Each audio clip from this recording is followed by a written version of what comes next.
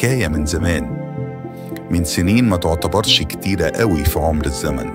يعني من حوالي 40 سنة كان في حاجة مهمة جداً عند كل أسرة، هي اللمة حوالين الأكل وقت الغداء، أو اللمة حوالين التلفزيون ساعة المسلسل. قهوة العصاري وشباك الصالة مفتوح بيبعت نسمة هوا ريحتها كلها حب ودفى وأمان. قبل السوشيال ميديا وقبل مقابلات الأونلاين، الناس كان عندها وقت تقرب من بعض.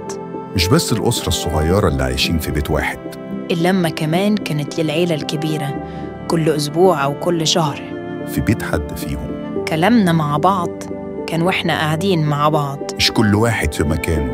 إحنا كبرنا وإحنا عارفين قرايبنا وأهلنا من الدرجة 10 بسبب التجمعات دي.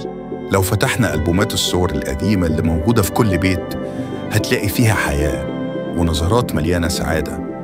بص على أركان البيوت في الصور دي، هتلاقي فيها ناس كتير قريبة من بعضها.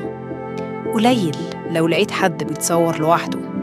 يمكن ضغوط الحياة، يمكن التفاصيل اليومية اللي بقت مرعبة، أو يمكن إحساس كل واحد فينا إن أهله ومعارفه تحت إيده يقدر يتواصل معاهم بضغط على تاتش سكرين، خليته فاقد إحساس إنه في حاجة للتواصل، أو نسيته يعني إيه قرب.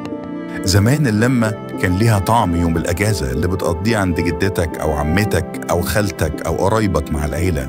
لما تمشي المشوار لحد بيتهم أو هم يمشوا مشوار لحد بيتك وتتقابلوا، بتحسوا إنكوا غاليين، ما أنت مشيت لهم مشوار وهم كمان مشيوا عشانك مشوار. الكبار قاعدين في الصالون بيتكلموا في كل حاجة، وبيسمعوا من بعض كل حاجة، والصغيرين جنبهم بيلعبوا وبيسمعوهم. منتهى المتعة إنك بتلعب وبتسمع وبتتعلم. وده كان أول باب للمعرفة في حياتنا، أول مدرسة دخلناها. كلام الكبار مع بعض ومعانا، الكلام اللي هو حواديت جدتك ليك، أو حكم جدك اللي جايالك من زمن بعيد وبتختصر من عمرك سنين وسنين وتفتح عينيك على الدنيا. وكلام مامتك مع عمتك عن طبيعة الحياة وتفاصيلها اليومية. وكلام أبوك مع خالك عن الدنيا والناس والعالم اللي انت هتخرج له وتواجهه لوحدك. الكلام اللي في لمة العيلة كان وسيلة تعليم آمنة جداً علينا.